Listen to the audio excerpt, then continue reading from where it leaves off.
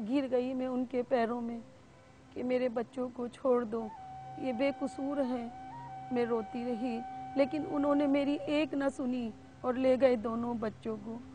रशीद ने बताया डकैती का पर्चा कटा है, उनके खिलाफ किसी मुजरिम ने गवाही दी है, ये उनके साथी हैं। राहिल और आमिर का अब वहाँ से बच के निकलना बहुत मुश्किल है। अभी बेटी के जख्मों से खून रिसना बंद भी नहीं हुआ था कि बेटों पर झूठा केस बना दिया गया और बेचारे रशीद की रोजी को आग लगा दी गई। आग किसने लगाई, कुछ पता चला? नहीं पता चला, किसी को कुछ नहीं पता। अरे कुछ पता भी होगा ना, कभी मुंह नहीं खोलेंगे ये लोग। ऐसा नहीं होता है। ऐसा ही होता है, ऐसे ही होता है, सब डरते हैं उससे, कोई उसके आगे मुंह नहीं खोलेगा। अल्लाह सब देख रहा है, वो जरूर इंसाफ करेगा। और बताओ तुम्हारे काम का कुछ हुआ? नहीं, काम का कुछ भी नहीं पता। जिस जगह भी जाओ सब यही बोलते हैं कि अभी जगह नहीं है, जगह नहीं है। जब जगह होगी तो बुला लेंगे। मैं तो सोच रही हूँ मैं ही कहीं काम देख लूँ, सारा दिन घर में बैठी मैं क्या करती रहती हूँ। कोई जरूरत नहीं है काम करने की तुम्हें। क्यों जरूरत नहीं है? काम नहीं करेंगे तो घर का खर्चा कैसे चलेगा? सबर कर, मैं करूंगा। अच्छा ये बताओ, अखबार वाले ने क्या कहा?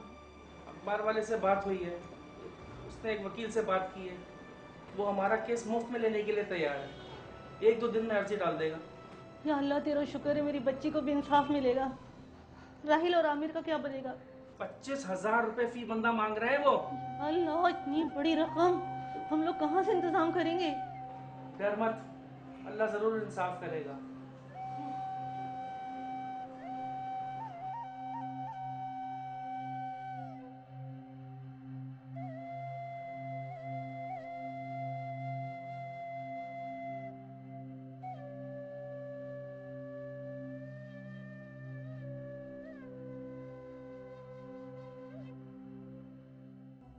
वो आग स्टॉल में नहीं, हमारे घर में लगी थी। कहने का मतलब ये है रशीद की रोज़ी ख़त्म हो गई। काम के लिए मारा मारा फिरता, लेकिन केस की भाग दौड़ में कभी काम मिलता और कभी छूटता। ऐसे में मैंने काम करने का फ़ैसला किया और लोगों के घरों में सफाई का काम करने लगी। चल भाई मोबाइल निकाल, जल्दी कर, दाना मुझे बड़ा मार दूंगा, जल्दी कर छापा, मोबाइल ले, चला जा जल्दी जल्दी भाई।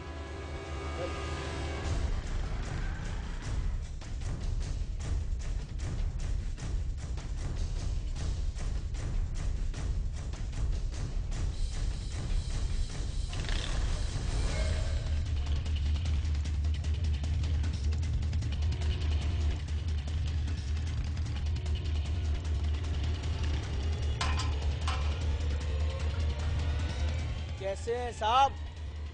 कौन है आप लोग? मैं एसआई मुनव्वर और ये मेरे साथी हैं। क्यों रोका है मुझे? आप कुछ भूल रहे हैं। नहीं, मैं कुछ नहीं भूल रहा। अपना सेल फोन।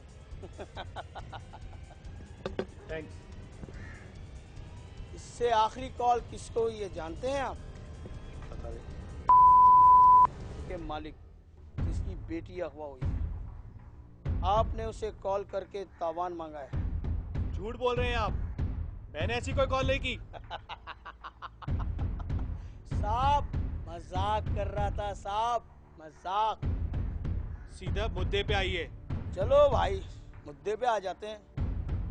अक्सा का केस फिनिश करना है। अब बोलो क्या लोगे, पैसे या गिफ्ट? ना तो मुझे तुम्हारे पैसे चाहिए और ना ही गिफ्ट, और ना ही अक्सा का केस बंद होगा, समझे? साहब हमसे ना उलझो साहब, हमसे ना उलझो। मैं आप जैसे लोगों से डरता वरता नहीं हूँ, और आपके भाई ने जो उस बच्ची के साथ किया उसकी सजा उसको मिल के रहेगी। आपके पास वक्त ही वक्त है साहब, वक्त ही वक्त है।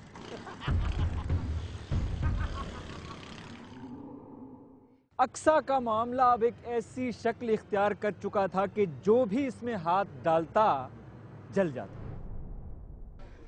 आजम साहब अब तो आपके दीदार भी नसीब नहीं होते। आपकी बहुत याद आ रही है। क्यों, क्या हम कभी आपके काम नहीं आए?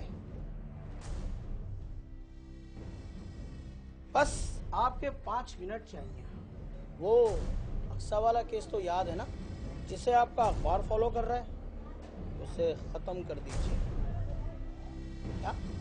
अरे साहब, आप तो ऐसे कह रहे हैं जैसे हमने आपसे जान मांग ली। आंटी वाली रिकॉर्डिंग है आपकी मेरे पास, सोच रहा हूँ किसी चैनल को दे दूं और वो फार्म हाउस वाला भी केस खुल जाए। देखिए साहब, मेरी भी मजबूरी है, बस 1-2 दिन दिए हैं, आप वहां से रोकिए, यहाँ से मैं संभाल लूंगा। बस बहुत बहुत शुक्रिया सरकार।